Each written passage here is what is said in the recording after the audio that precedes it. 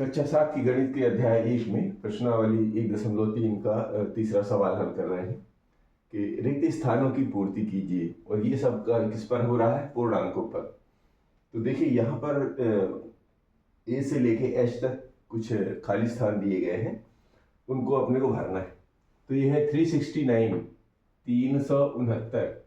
369 में किस चीज का भाग दें कि वो 369 ही प्राप्त कर हो जाए। तो अभी तक हम लोग पूर्णांकों में गुणों के आधार अध्ययन करते हुए समझ पाए हैं कि अगर किसी संख्या में एक का अगर भाग दिया जाए तो वो वही संख्या प्राप्त होती है। यानी एक का अगर हम भाग दे दें तो 369 इधर मिल जाएगा, 369।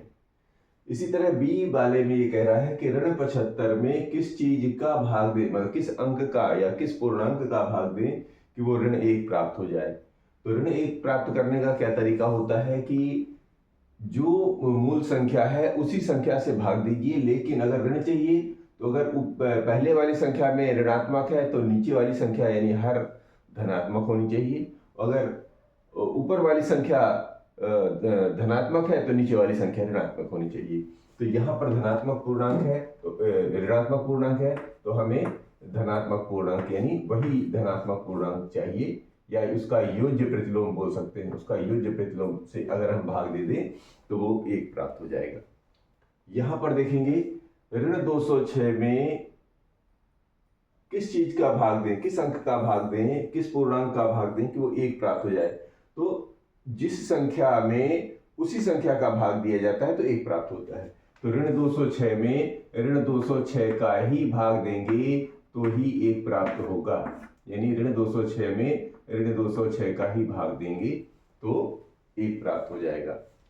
यहां पर देखेंगे ऋण 87 में किस चीज का, किस अंक या किस पूर्णांक का भाग दें कि वो 87 आ जाए। तो जाहिर है कि ऋण हटाना है तो हर वाले अंक में भी यानी जिस चीज का भाग देना उसमें भी ऋण होना चाहिए। तो ऋण तो इसमें भी लगेगा।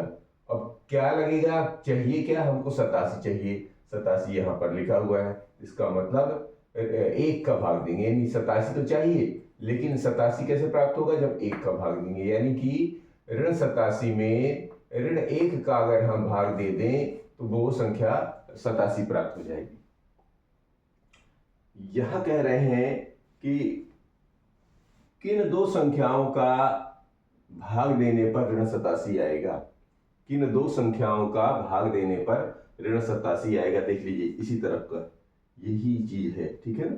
तो ऋण 87 यानी क्या लिख दें हम कि ऋण 87 प्राप्त हो जाए। तो ऋण 87 के लिए क्या कर ले, यहां पर लिख लीजिए ऋण 87 और भाग दे दे ये 1 का। 1 का भाग देने पे यही वाली सब 1 मतलब ऋण चाहिए, वहां पे धनात्मक चाहिए था, यहाँ पर ऋणात्मक चाहिए।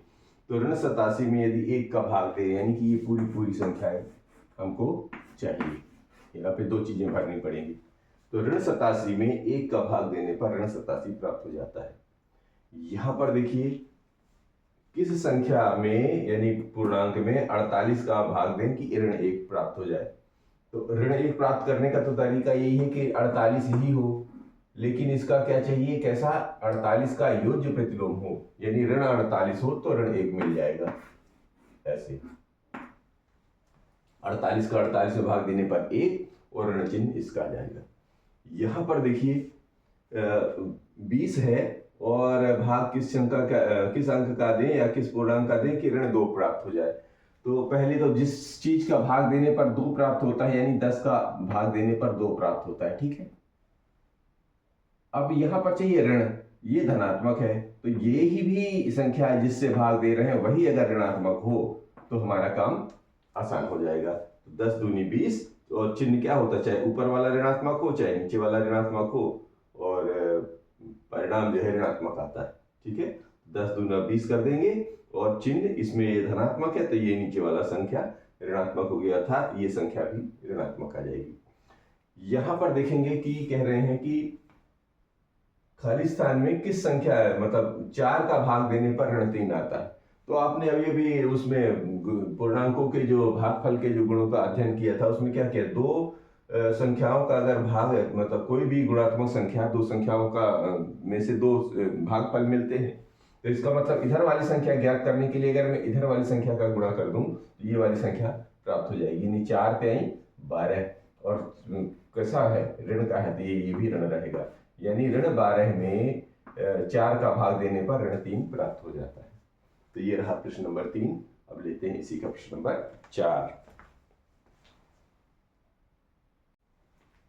प्रश्न 4 है कि ऐसे 5 ऐसे युग्म ए बी लिखिए, ए और बी लिखिए, ताकि कि ए में बी का भाग देने पर ऋण 3 प्राप्त हो। ऐसा एक युग्म 6 और ऋण 2 है, क्योंकि 6 में ऋण 2 का भाग देने पर ऋण 3 प्राप्त होता है। ठीक है, तो इसका आपको 5 सेट और बना लीजिए, ये कह रहे हैं। तो देखिए 5 सेट कैसे बनेंगे, यानी कि इधर पे जो भी संख्या रखेंगे उसमें इधर वाली संख्या का भाग देने पर कितना आना चाहिए, ऋण 3 आना चाहिए। यानी कि आप पहाड़ा तो आपने पढ़ा होगा ना, पहाड़ा में तो जिन दो संख्याओं का गुणा करने पर या ऐसा कर लीजिए कि जिन दो संख्याओं का भाग देने पे 3 आ जाए, या 3 वाला पहाड़ा अगले वाले पहाड़े में करें, जिसी भी संख्या में करेंगे तो वो ऋण 3 आता रहेगा। तो आप कोई सा भी संख्या लेंगे, जैसे 3 का पहाड़ा पढ़ते हैं हम, 3 चौके 12 पढ़ते हैं ना, 3 चौके 12। अब 12 आ गया ना, तो 12 में 3 मिल रहा है, तो इसका मतलब 3 प्राप्त करने के लिए क्या करेंगे, 4 का भाग दे देंगे, तो बन जाएगा 3। ऐसे करके निकालना है। मतलब इधर 3 आए तो उस संख्या का हिसाब कर लें किन दोनों संख्याओं से वो 3 बना हुआ है। जैसे उदाहरण, ऋण 3 चाहिए, तो नंबर 1 पहले युग्म बनाना है, क्योंकि यहाँ पे ये युग्म तो बाद में निकालेंगे, यहाँ पर ये जो बनता है वो ढूंढना है। यहाँ पर हमने क्या चाहिए, ऋण 3 चाहिए। यदि मैं 12 4 तेई 12 होता है ना, 12 में 4 का भाग दें तो क्या आएगा, 4 तेई 12 3 बना। अब चाहे इसको ऋणात्मक बना दीजिए, चाहे इसको ऋणात्मक बना दीजिए। मान लीजिए मैंने इसको ऋणात्मक बना दिया, तब भी 4 तेई 12 ऋण 3 आएगा। और अगर 12 को न बना के इसको ऋण बना देंगे तो 4 तेई 12 तब भी ऋण 3 आएगा। समझ में? तो युग्म क्या बना, ये दोनों संख्याएं हैं वो युग्म बन जाती है। यानी कि ऋण 12 और 4 एक युग्म ये बन गया। इसी तरह दूसरा लेते हैं, इसी में कितने लेने हैं, 5 लेने हैं। तो ये हुआ पहला।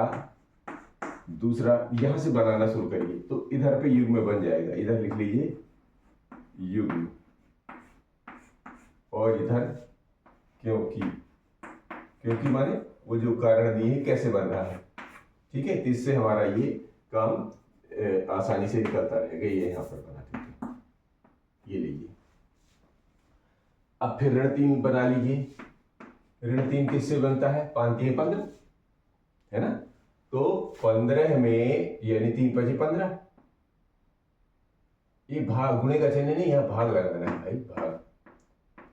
4 3 12 भाग लगाना, तब ये गुणा होगा। इन दोनों का गुणा भाग बनता है, यहाँ भाग के चिन्ह के हिसाब से।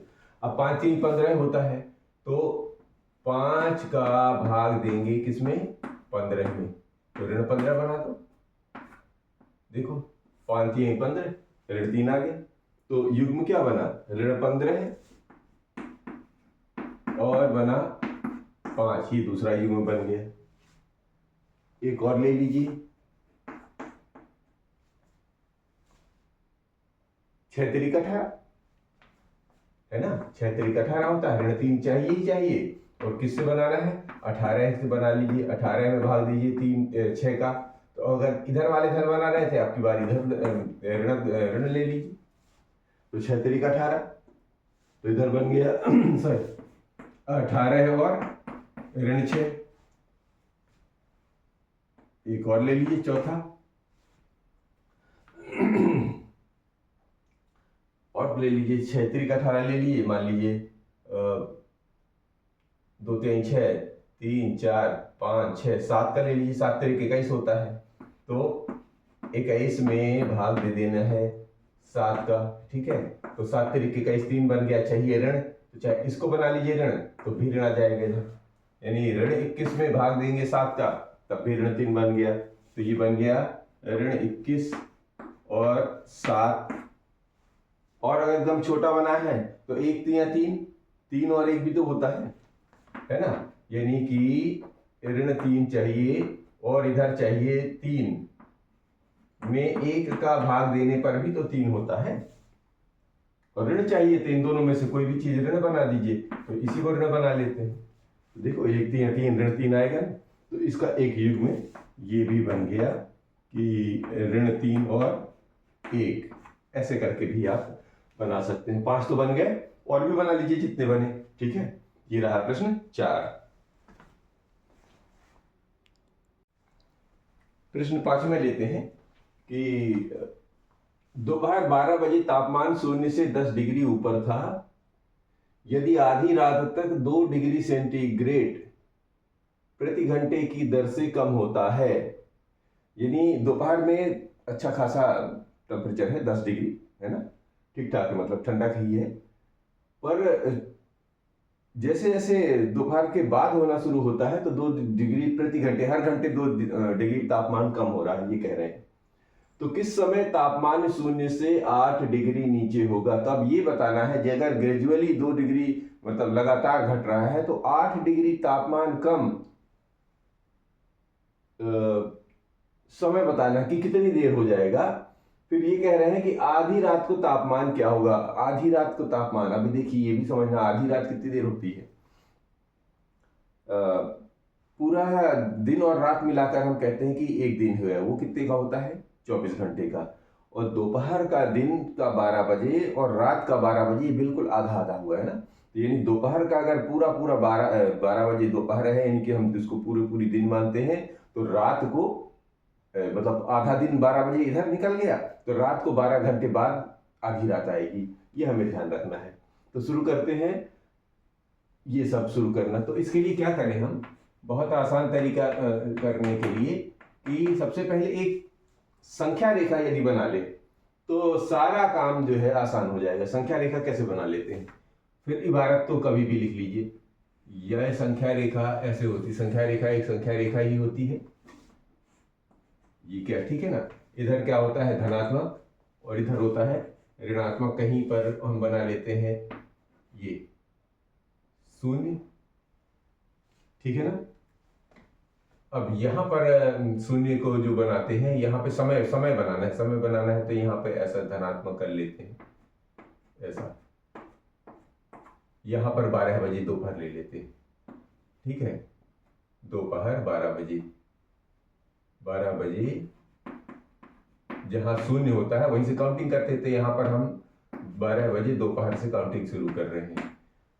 तो दोपहर 12 बजे तापमान कितना था? 10 डिग्री सेंटीग्रेड, ठीक है। यहां से इधर धनात्मक की तरफ तो जा ही नहीं रहे, कह रहे हैं रात को तापमान 2 डिग्री कम हो रहा है, नहीं पीछे की तरफ आइए, तो हम इस तरफ को चल रहे हैं। तो 12 के बाद दोपहर का 1, फिर 2 3 4 5 6 7 8 9 10 11 12, अभी ये रात के 12 बज गए, यानी यहाँ पर समय है दोपहर 12 बजे। यहाँ पर लिख लेते हैं समय, और इधर लिख लेते हैं ये तापमान, ठीक है। अब इससे ये क्लियर हो गया कि इधर जो हम प्रदर्शित कर रहे हैं संख्या रेखा पर, ये समय दर्शा रहे हैं, ठीक है जी। तो अब रात हो रही है तो इधर को जा रहे हैं, और तापमान गिर रहा है, और तापमान बढ़ता तो हम इस तरफ को लेते। तो अब यहाँ पर समय लिख लेते हैं, फिर बाद में बनाते हैं। दोपहर 12 बजे के बाद कितना आएगा? 1 बजे, फिर 2 बजे, फिर 3 4 5 6 7 8 9 10 11 12, रात की 12, ठीक है ना। ये 12 बजे कितना कह रहे हैं वो? आधी रात, मध्य रात्रि, या इसी को बोल देते हैं आधी रात। ये 12 बजे, इस वक्त क्या तापमान होगा ये बताना है, नंबर, ठीक है। और ये सब समय है, ये क्या है? समय, कि 12 बजे के बाद 1 बजे, 2 बजे, 3 बजे, ठीक है ना, ये बजे लिख लीजिए, 1 बजे, 2 बजे। अब इसका मतलब ये ऐसे चलता जाएगा, तो ठीक है। अब पहले लिखते हैं दोपहर 12 बजे तापमान 0 से 10 डिग्री ऊपर था। ये देखो 10 डिग्री ऊपर है यहाँ पर, तो यहाँ पर लिखेंगे दोपहर 12 बजे, दोपहर 12 बजे तापमान 0 से 10 डिग्री ऊपर था। 0 से 10 डिग्री ऊपर मतलब 0 से 10 डिग्री ऊपर, ठीक है। 0 में 10 डिग्री जुड़ा माने 10 डिग्री सेंटीग्रेड ही था, ये इतना था, समझ में है। अब कह रहे हैं कि आधी रात तक 2 डिग्री प्रति घंटे की दर से कम हो रहा है, कम हो रहा है, इधर देखिए कम हो रहा है। यहां पर लिखते हुए चले कि आधी रात तक यानी 12 बजे रात तक, 12 बजे मध्य रात्रि तक, यानी आधी रात तक, आधी रात तक 2 डिग्री सेंटीग्रेड प्रति घंटे की दर से कम होता है, की दर से कम होता है। आधी रात अर्थात 12 घंटे तक, कितना, 12 घंटे। कैसे देख गिन लो, 12 बजे क्या है, 1 2 3 4 5 6, ये 12 घंटे तक आ गया। अब इनका तापमान गिराना शुरू कर दीजिए यहाँ पर, तो 10 डिग्री सेंटीग्रेड पे यहाँ पर आएगा, 2 डिग्री कम करना है, यहाँ पर करना है 2 डिग्री सेंटीग्रेड प्रति घंटे कम, पहले लिख लेते हैं, घंटे की दर से कम। ये इधर 2 डिग्री प्रति घंटे की दर से कम हो रहा है, ठीक है, इस तरफ।